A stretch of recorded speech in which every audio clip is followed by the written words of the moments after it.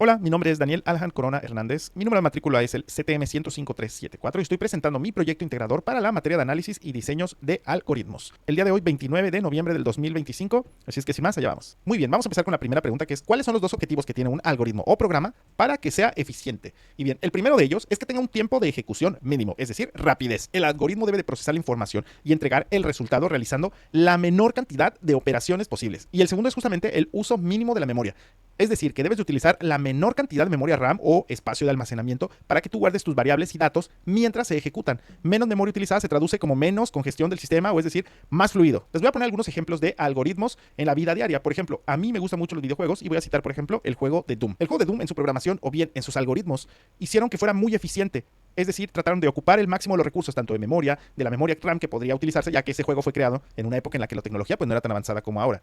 Y precisamente es un juego que está muy bien optimizado, que ocupa un muy mínimo de memoria, lo cual actualmente muchos de los dispositivos lo pueden correr. Entonces, ese justamente es un gran ejemplo de un buen uso de algoritmo o de programación. Otro gran ejemplo es algo que usamos todos los días, como por ejemplo Google. Es un algoritmo que indexa y justamente nos ayuda todos los días a poder buscar información de todo tipo. Y obviamente es tan funcional que pues te da resultados casi inmediatos.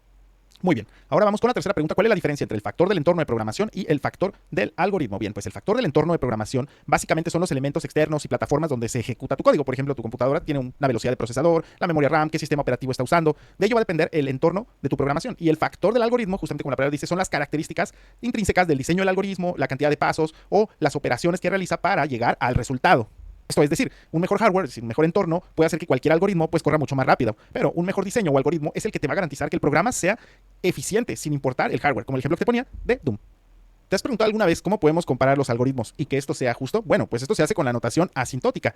¿Para qué sirve? Sirve para descubrir cómo el tiempo de ejecución de un algoritmo crece a medida que el tamaño de la entrada se hace muy grande. Su función principal es ignorar los factores del entorno constante y hardware. Sin en cambio, se centra en la tasa de crecimiento del algoritmo. Esto nos permite decir con certeza matemática que algoritmo es siempre más eficiente a largo plazo que otro. Ahora vamos a hablar de un tema interesante que es la repetición o bien las iteraciones y la recursividad. Ambas son formas de repetir instrucciones, pero mecánicas diferentes. Por ejemplo, las iteración o iteraciones son la repetición explícita y controlada mediante la estructura de bucles. Eso sí, es directa, utiliza menos memoria y suele ser más fácil de entender y de programar.